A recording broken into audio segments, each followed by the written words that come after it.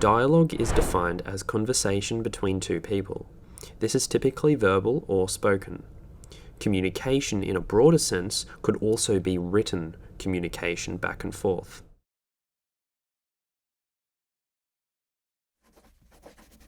In a written story, dialogue is the spoken part of that story. It refers to any time two or more characters are speaking in the text. When you write dialogue, it should be natural, concise, and important to the story.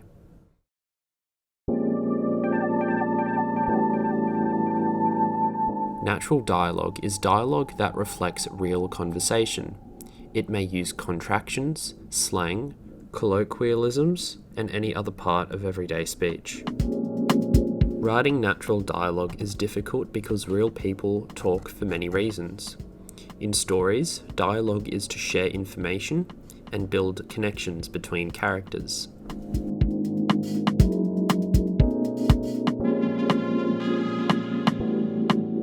Story dialogue must be short and direct.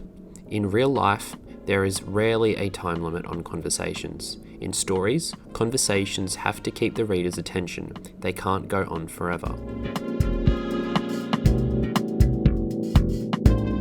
Long passages of characters saying hello and how are you fail to move the story forward. This is why most authors get straight to the point in their dialogue. Introductions and pauses waste words and cause the reader to lose interest. Dialogue should never distract from the main story. It should always be important to the story and help move the story forward.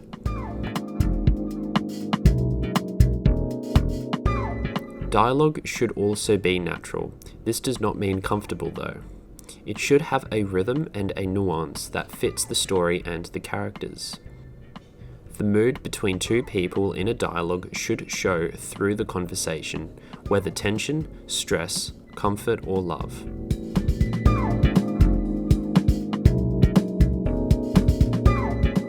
A key element of this is ensuring that all different characters have distinct voices. This does not mean each character must have a unique accent or sound. It means that they must have slight differences in how they use words. This refers to speech patterns and words. If you pay attention, you'll see this in real life. For instance, one person might swear and the other might not.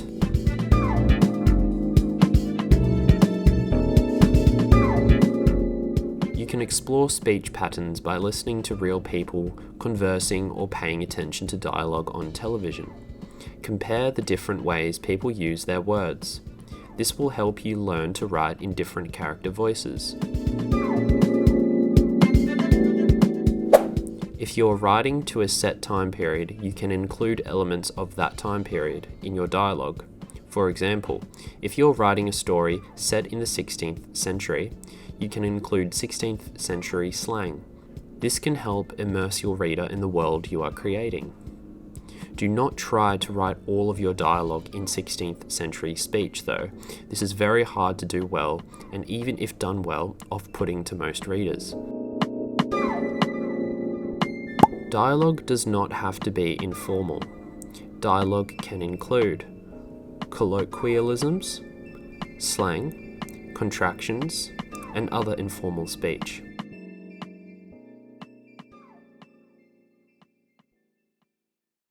Dialogue should not depend on stereotypes.